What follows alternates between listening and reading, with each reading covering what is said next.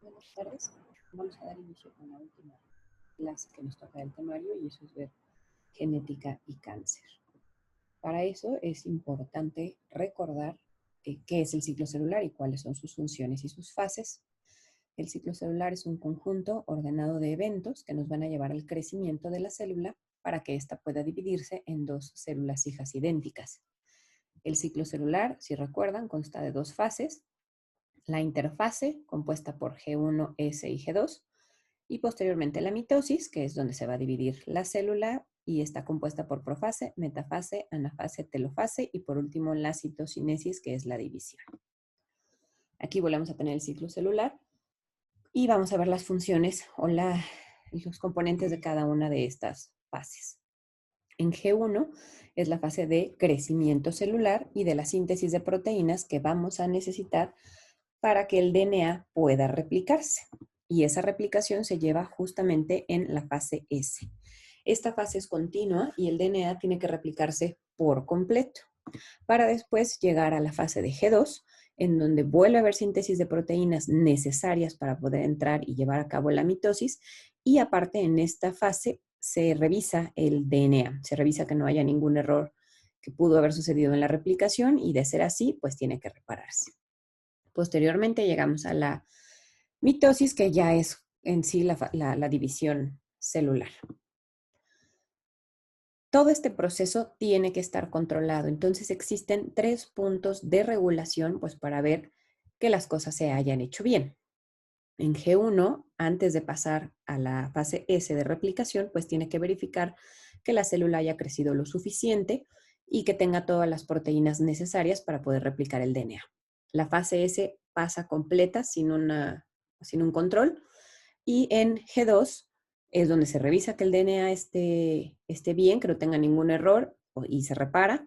Y aparte se revisa que tengamos el crecimiento suficiente y las proteínas necesarias para la mitosis. Y por último, de metafase a anafase se vuelve a revisar, sobre todo que los cromosomas estén alineados justo en el centro para que puedan dividirse exactamente por la mitad. Tanto en el control de G1 como en el de G2, la célula puede detenerse y reparar lo que le hace falta. En el caso del control de la mitosis, si el problema está y los cromosomas no están bien alineados, la célula tiene que irse a apoptosis. En esta fase no hay reparación. Todo el ciclo celular es controlado por proteínas, al igual que todos los procesos de nuestro cuerpo. Y esas proteínas se llaman ciclinas y cinasas. ¿Por qué ciclinas? Pues porque van a ir aumentando y disminuyendo conforme va avanzando el ciclo celular. Y si no tengo una, no puedo avanzar al siguiente paso. Entonces, en este caso, en G1 tenemos a la ciclina D, que está durante todo la fase de G1, ayuda al paso a la fase S, al igual que la ciclina E y un poco de la ciclina A. Para pasar a G2 tenemos 100% ciclina A, estas dos aquí terminan, y para pasar a fase de mitosis utilizamos la ciclina B. ¿Por qué son importantes estas ciclinas? Pues porque las vamos a necesitar para poder avanzar en el ciclo celular y son las que van a regular si el ciclo avanza o se detiene. Tenemos factores de transcripción, factores de crecimiento que le van a indicar a la célula que se tiene que dividir. Entonces, estos factores de transcripción activan a la ciclina D, que es la primer ciclina del ciclo celular, y entonces la célula entra a G1. Posteriormente, se activa la ciclina E, le tengo que quitar los inhibidores, todos los que empiecen con P son inhibidores o son proteínas de detención del ciclo celular, para que la ciclina E se pueda activar y entonces tengamos el paso de la activación de los complejos RB-E2F. RB es una proteína también inhibidora o de detención del ciclo celular y E2F es un factor de transcripción. Entonces, cuando estos se activan, RB se separa y E2F, que es el factor de transcripción, se activa para poder pasar a la fase S. Esto es importante porque seguramente recuerdan a la proteína RB como causante del retinoblastoma. Entonces, ahorita vamos a ver cuál es específicamente su función. Pero lo que quería demostrar con esta imagen, pues es que necesitamos de la activación siempre de unas para poder dar continuidad al ciclo celular. Aquí volvemos a tener el ciclo celular. Para poder pasar de G1 a S, necesitamos que RB y E2F se separen para que E2F pueda hacer que ciclina A aumente y entonces podamos atravesar por toda la fase S y así continuar con el ciclo. Aquí vuelven a ser los puntos de control, de revisión del ciclo celular. Recordamos, el punto de revisión de G1 es si la célula está lo suficientemente grande y si el entorno es favorable. Si es así, pasa a S, después pasa a G2, donde se verifica que todo el DNA esté replicado y que no tenga ninguna alteración.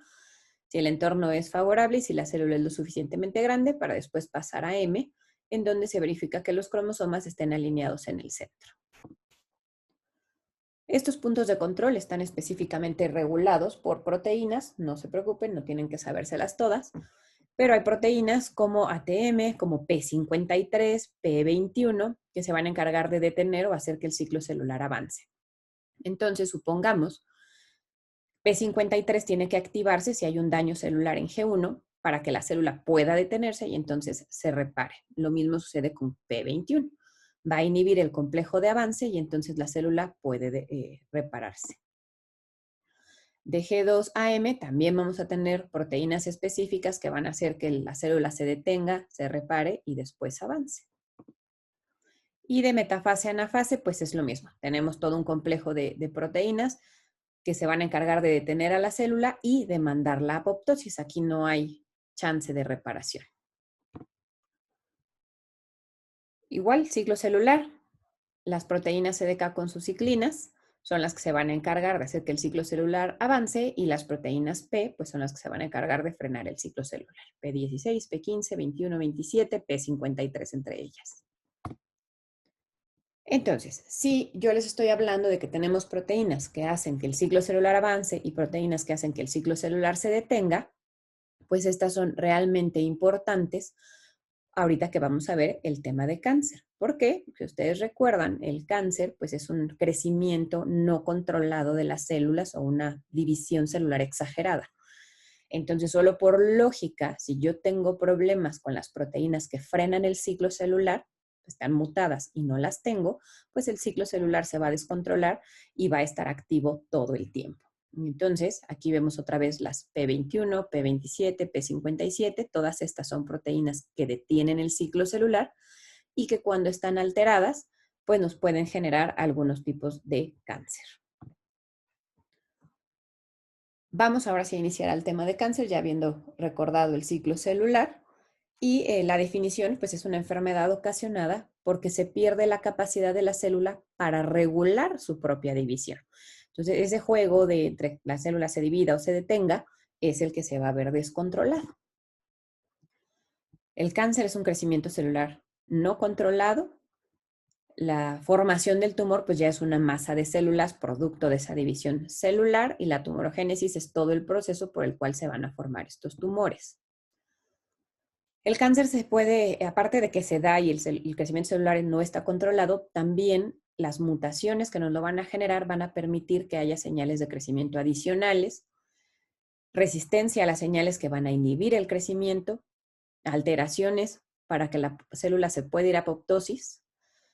También va a haber proteínas que nos van a favorecer la angiogénesis y esto alimenta las células tumorales y proteínas que van a permitir que estas células tumorales invadan y puedan generar metástasis.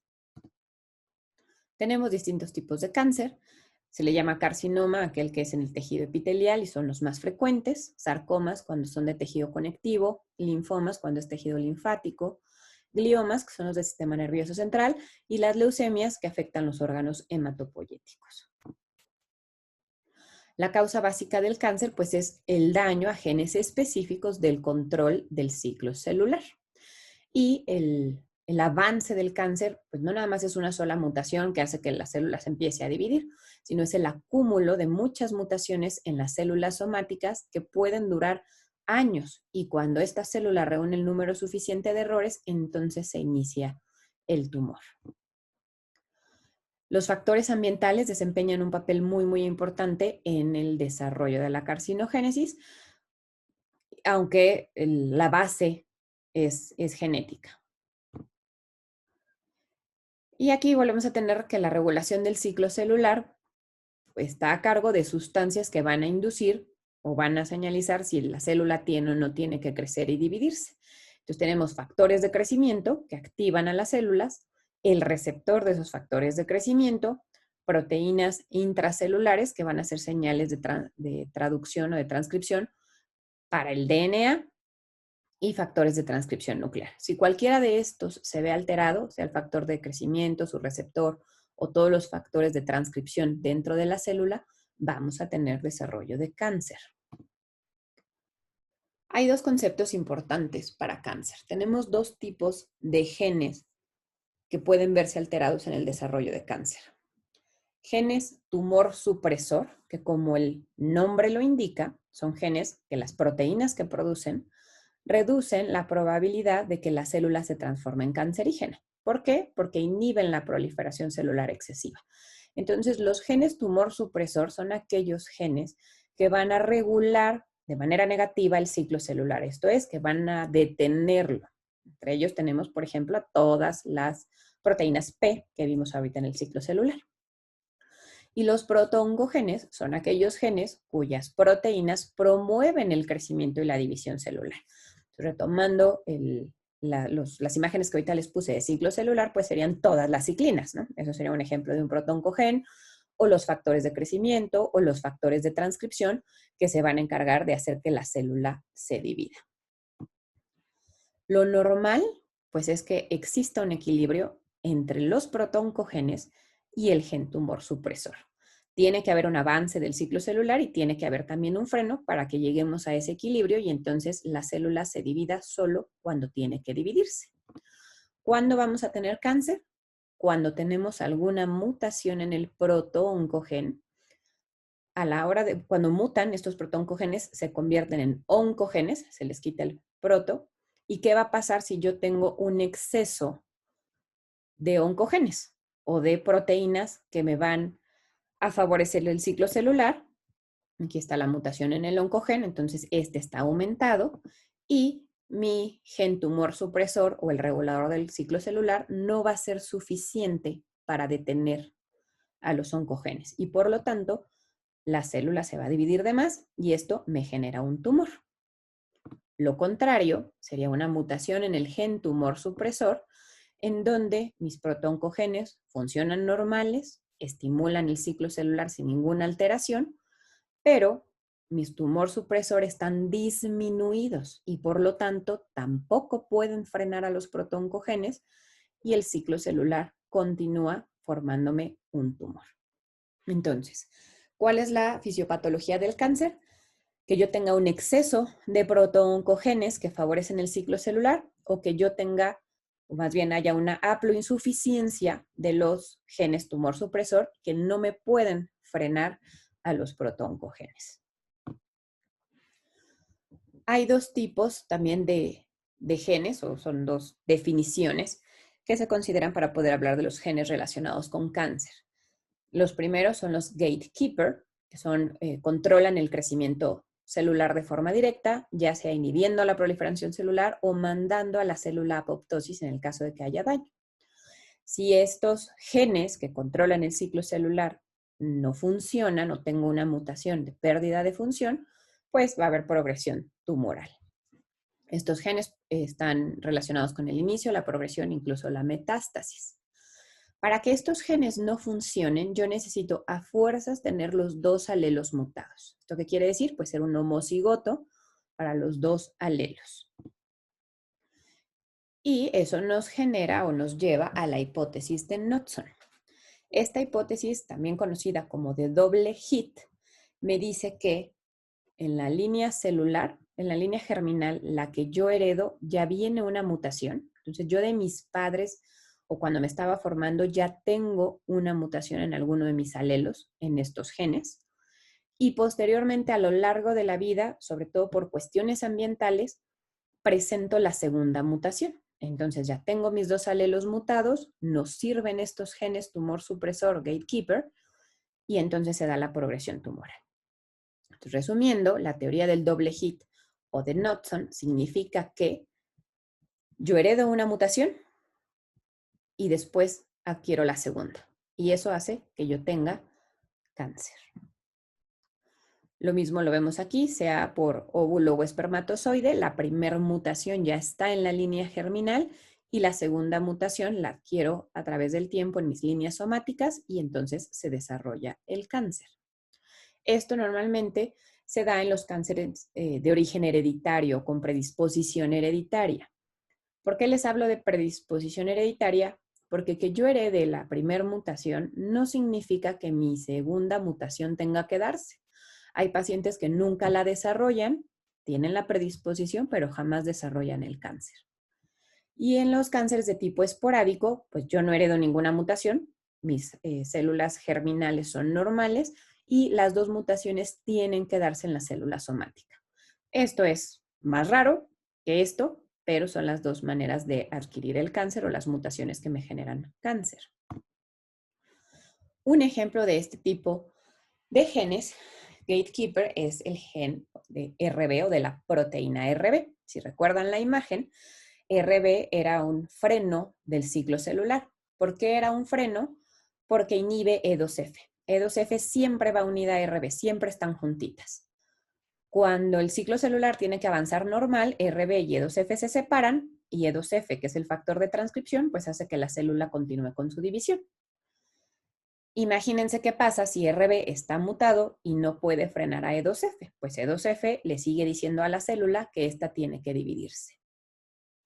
RB también ayuda a mandar a la célula a apoptosis con ayuda de P53 cuando hay daño al DNA. Entonces, si yo no tengo RB, P53 no puede mandar a la célula a apoptosis a pesar de que está dañada y esa célula se perpetúa con mutaciones. RB me causa el retinoblastoma. El 60% de estos tumores de retina son unilaterales y no son hereditarios. ¿Esto qué quiere decir? Que las dos mutaciones se dan de manera esporádica y el 40% es hereditario. ¿Qué quiere decir? Que yo heredo un alelo mutado y posteriormente se muta el segundo. La incidencia es de 1 en 20,000 y aquí volvemos a tener la cuestión hereditaria. Ya heredé yo la mutación de uno de mis padres de RB y en la retina, que es una zona con mucha división celular, sobre todo en etapas tempranas, se adquiere la segunda mutación y entonces se desarrolla el tumor. Esta es la causa del RB hereditario o del retinoblastoma hereditario y del esporádico, que es el 60%, las dos mutaciones tienen que darse solo en las células de la retina, no en el resto de las células. A la segunda mutación se le conoce como pérdida de heterocigosidad. Acuérdense que ser heterocigoto es tener uno y uno. Entonces yo ya heredé uno mutado y el otro sano. Pierdo mi estado de heterocigoto para convertirme en homocigoto cuando adquiero la segunda mutación. Y ya ahí entonces puedo desarrollar el tumor. ¿Qué características tiene el RB? Por lo general, los niños no tienen ninguna alteración fenotípica, son niños que nacen completamente normales y el primer dato para sospechar RB es la ausencia del reflejo rojo del ojo. Seguramente todos han tomado fotografías y los ojos se les ve un puntito rojo justo en el centro. Pues en RB ese reflejo rojo se pierde en el ojo que esté afectado. Por lo general, los primeros en detectarlo son los papás, porque les toman fotos a sus hijos y ahí ven que no se ve parejo ese fondo de ojo. Y también pudieran tener estrabismo, pero por lo general siempre es con el reflejo rojo. Entonces también para aquellos que vayan a ser pediatras en las revisiones normales de los chiquitos, tienen que revisarles con luz los ojitos en busca de retinoblastoma. Se operan los retinoblastomas, por lo general tienen que perder el ojo. O sea, sí hay tratamiento de quimioterapia, radioterapia, pero casi siempre terminan en una enucleación. Y eso es hablando de un solo ojo. Si ya son los dos, pues normalmente pierden los dos, entonces hay ceguera y a veces puede desarrollarse incluso un tercer tumor en sistema nervioso central y bueno, esos son de peor pronóstico. ¿Cómo vamos a dar nosotros el asesoramiento en retinoblastoma? Si el retinoblastoma no hay antecedentes familiares, ambos padres son sanos, pues muy probablemente esa mutación se dio solo en el paciente. Eso lo sustenta que el tumor sea unilateral. Si es así, pues el riesgo de heredarlo realmente es bajo y puede que este pacientito, aunque lo haya tenido y si sobrevive, puede que no lo herede porque la mutación estaba solo en las células de la retina. Si es hereditario porque hay antecedentes en la familia o porque lo sospechamos, porque el paciente tiene el tumor en ambos ojos o incluso en el del sistema nervioso central, pues eso sí lo puede heredar. Y RB se hereda de forma dominante, que quiere decir que heredo el 50% de mis embarazos pueden heredar el RB mutado. Otro gen gatekeeper o de control del ciclo celular es el gen APC. Y esta proteína se relaciona con el desarrollo de cáncer de colon. ¿Por qué? Porque está involucrada en adhesión celular y en señales de transducción y nos va a ayudar a degradar las proteínas que favorecen la transcripción de aceleradores del ciclo. Entonces, al final de cuentas, controla también el ciclo celular. Si no la tengo, el ciclo celular está descontrolado y el cuadro clínico que yo voy a tener es una poliposis adenomatosa familiar.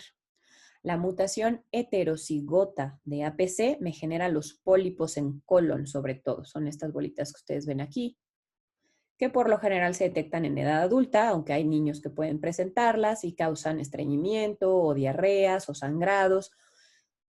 Cuando estos son frecuentes, se hace una colonoscopía y es ahí donde descubres los pólipos.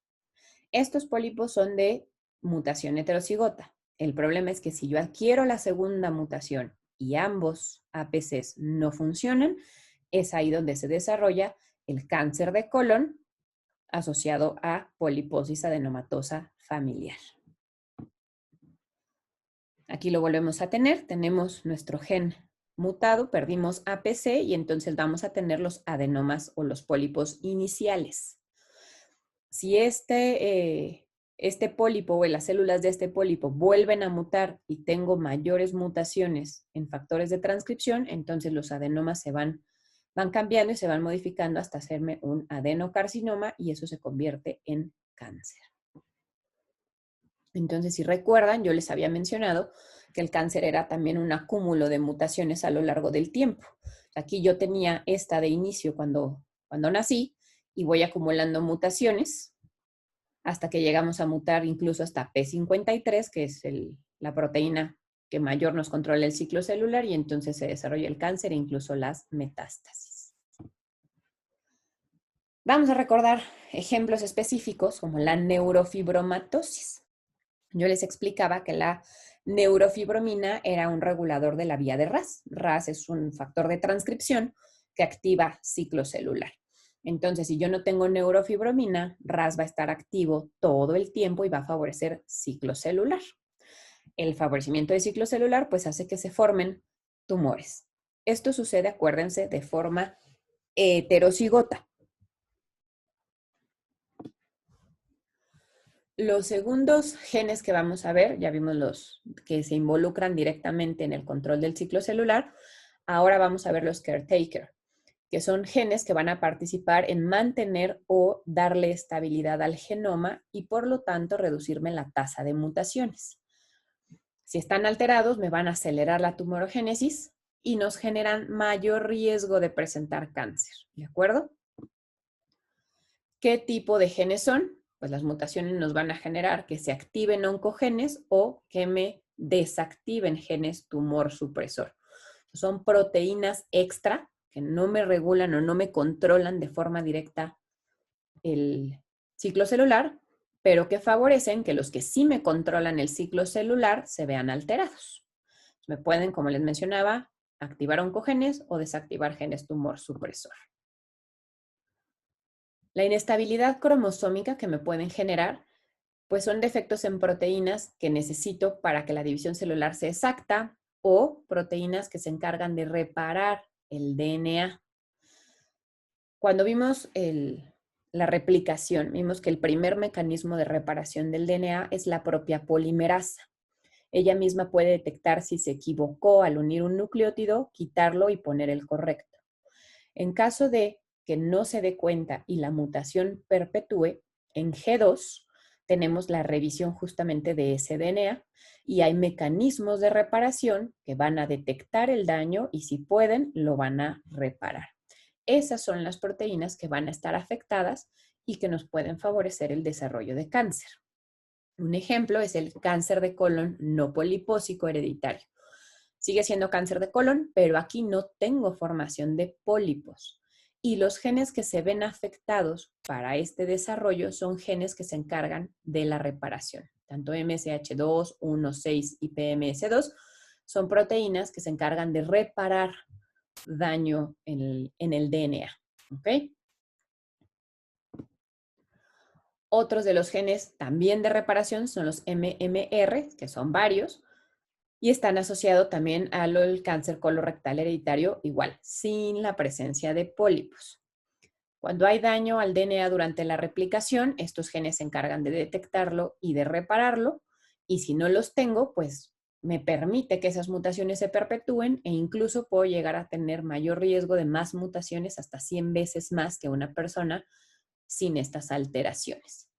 Son proteínas que señalan el lugar del daño, donde está dañado el DNA, y ayudan a que la célula se vaya a apoptosis en caso de que no pueda ser reparada. Ejemplos específicos de este tipo de genes son los BRCA, que seguramente han escuchado, y en este mes muchísimo más. No sé si en el día de cáncer de mama, en las pláticas que vayan a dar, se los vayan a mencionar o no, pero son los genes que más estudiamos en relación al cáncer de mama. ¿Qué hacen BRCA o dónde actúan? Pues actúan en los puntos de control del ciclo celular. Señalan el daño en el DNA, ayudan a la reparación y por lo tanto permiten que ese DNA sea estable.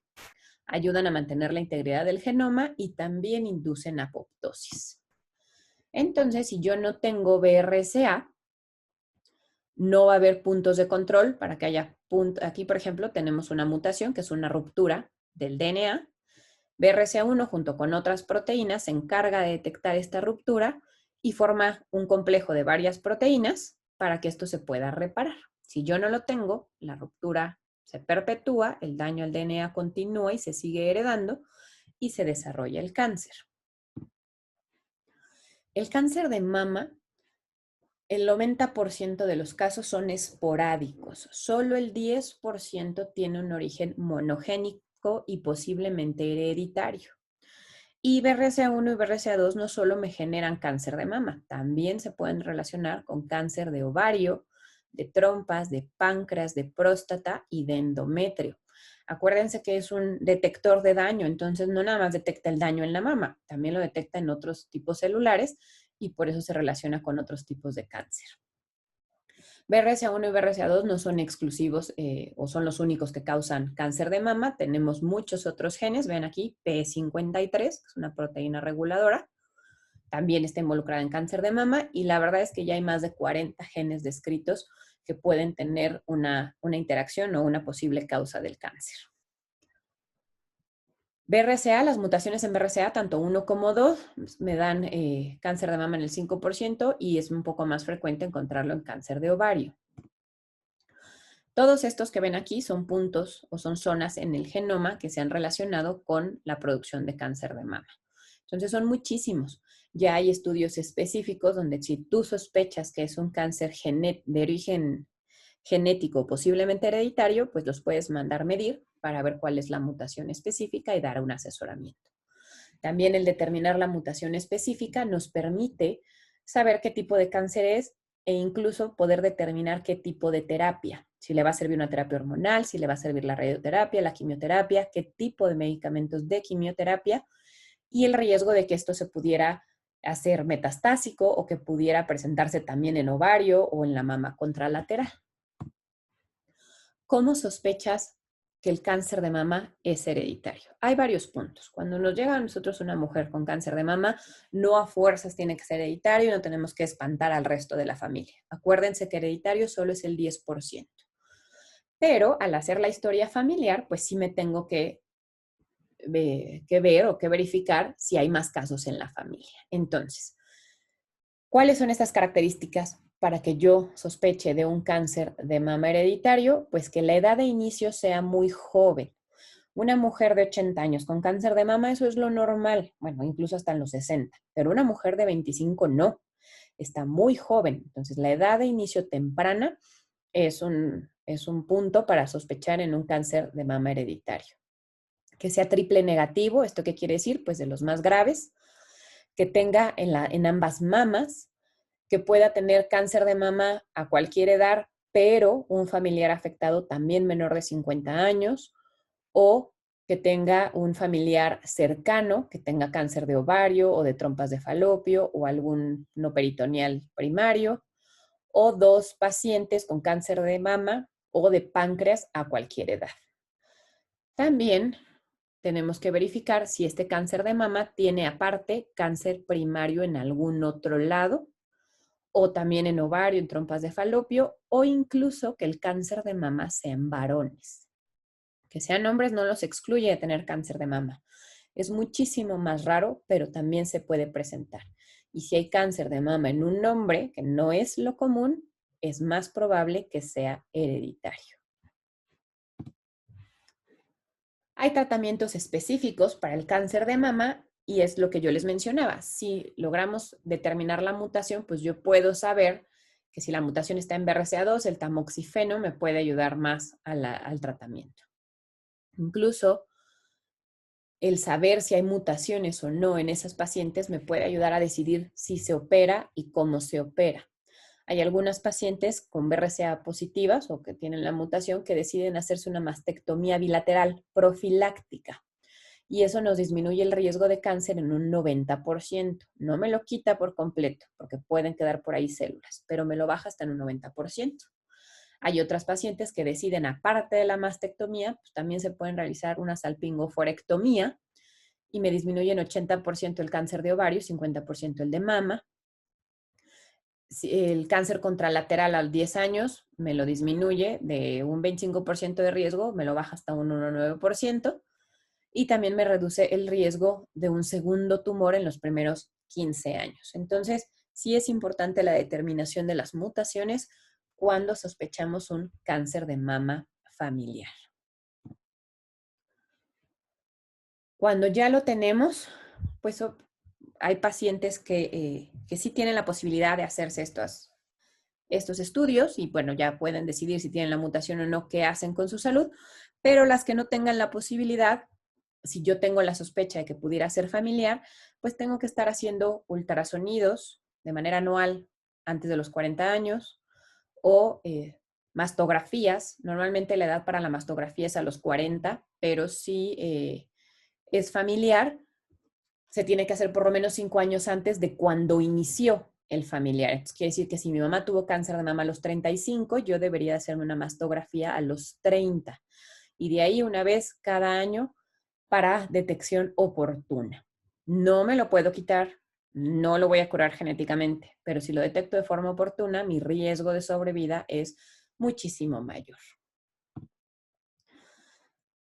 Y tenemos al guardián del genoma, que es la proteína maravilla, que es tanto gatekeeper, porque controla el ciclo celular de forma directa, como caretaker, porque le da estabilidad al genoma, que es P53. P53 es gatekeeper porque induce directamente apoptosis, es caretaker porque previene la inestabilidad y si lo tengo mutado me da un síndrome de predisposición a cáncer familiar que se llama síndrome de Li-Fraumeni.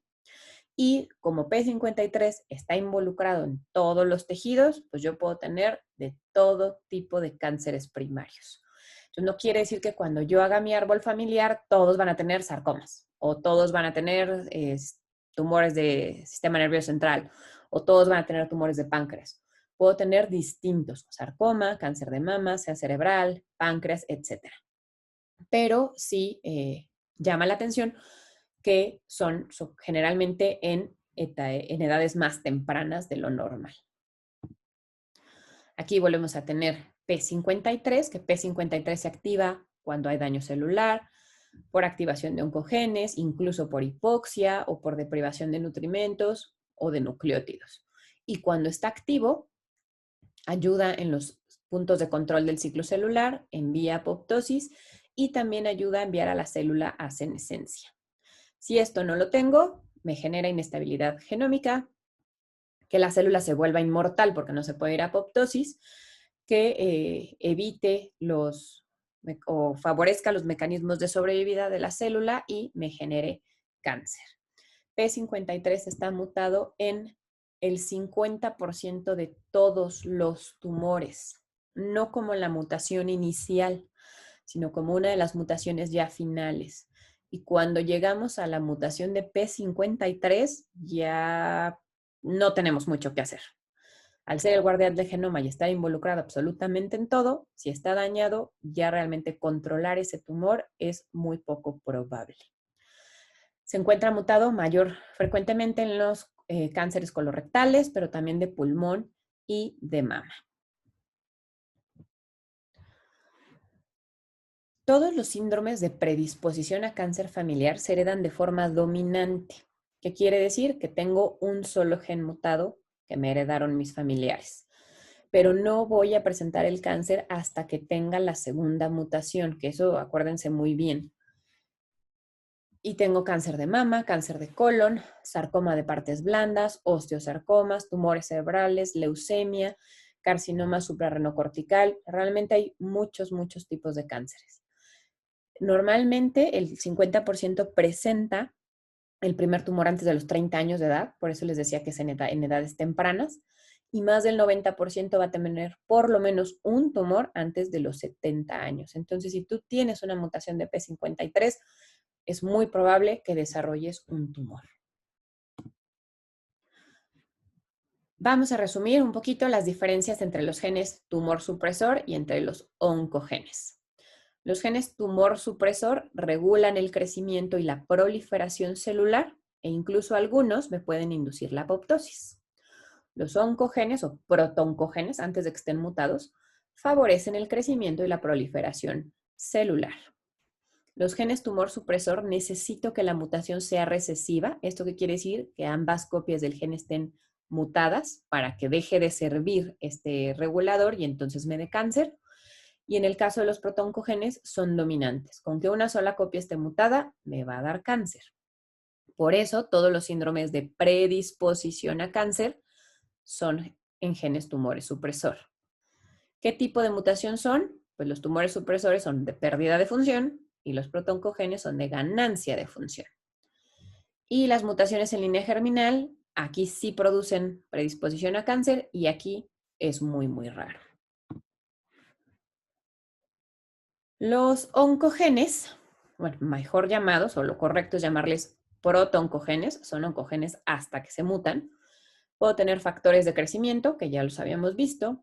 Pueden ser los receptores del factor de crecimiento, todas las proteínas de transducción de señal o los factores de transcripción. Cualquiera de estos me puede dar cáncer, es un protooncogeno.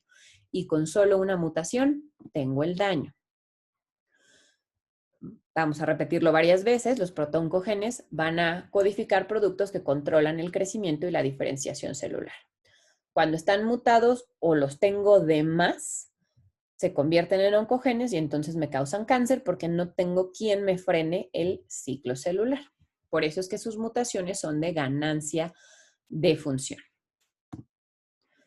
Aquí tenemos una tabla con muchos de esos genes. Entonces, por ejemplo, aquí estos son factores de crecimiento y están involucrados en carcinoma estomacal, en gliomas, en sarcoma de Kaposi, por ejemplo. Estos son receptores, neoplasia endocrina múltiple, glioblastoma, leucemias, neuroblastoma, etc.